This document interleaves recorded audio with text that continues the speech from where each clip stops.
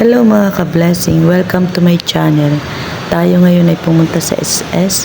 Sobrang init mga ka-blessing. Ayan, konti lang po ang tao. Pero kailangan mag-antay natin sa labas. Tatawagin yung number, kaya stay tuned.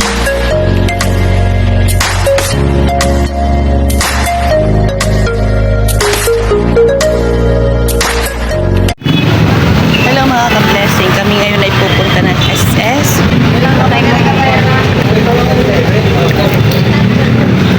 Yan, dito kami sa Lawas, Batangas.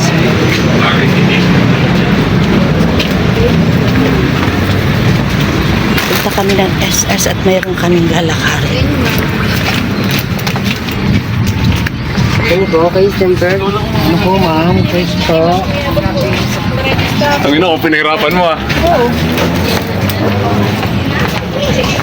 So yun mga ka-blessing, salusalubong.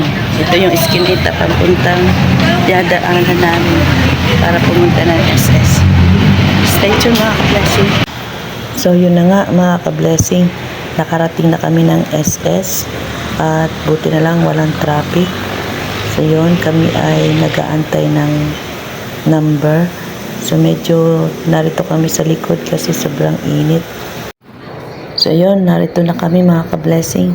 Nagutom kami sa SS. So naghanap na kami ng makakain.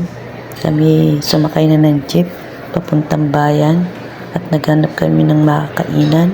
At dito kami napadpad sa New City, ang Ining Restaurant. So yun, pumasok kami at umupo at nagtingin-tingin ng menu. So yan, at kami nag-uusap kung anong aming orderin. Dahil ang isang order ay 200. So, ang mahal. So, yun. Kahit mahal mga ka-blessing, kami ay nag-order pa rin. Kailangan namin kumain na. Dahil di namin namalayan, 2:00 na pala ng hapon. So, yun. Habang nagtitingin yung si Ate Cora sa menu, at ako na may tumitingin sa mga palipaligid, at tinitingnan ko kung ano yung kanilang mga order. So, yan na. Dumating na yung order namin. So, kain na tayo mga ka-blessing. At talagang gutom na tayo. So, yan. Ang barbecue na ulam. 2 po yan. 2 stick na barbecue. At 3 lumpia. Yung pala, ang laman ng lumpia ay gulay na masarap na gulay. So yun mga ka-blessing, habang kami kumakain, napagkwentuhan yung tungkol sa SS na pipensyonin ni Ate Cora. So ang daming mga papeles na kanya pong gagawin pa.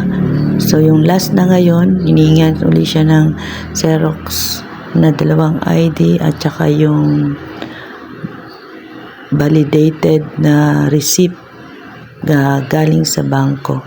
So ganun sila hirap magbigay ng mga requirements pa isa-isa.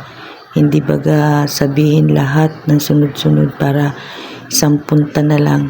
Isang transaction, isang tanong, balik uli. So, yun mga ka-blessing, madalit salita, balik uli siya sa Friday. So, uwi na tayo at hapon na. Thank you mga ka-blessing for watching. See you next time sa sunod na vlog ko ulit.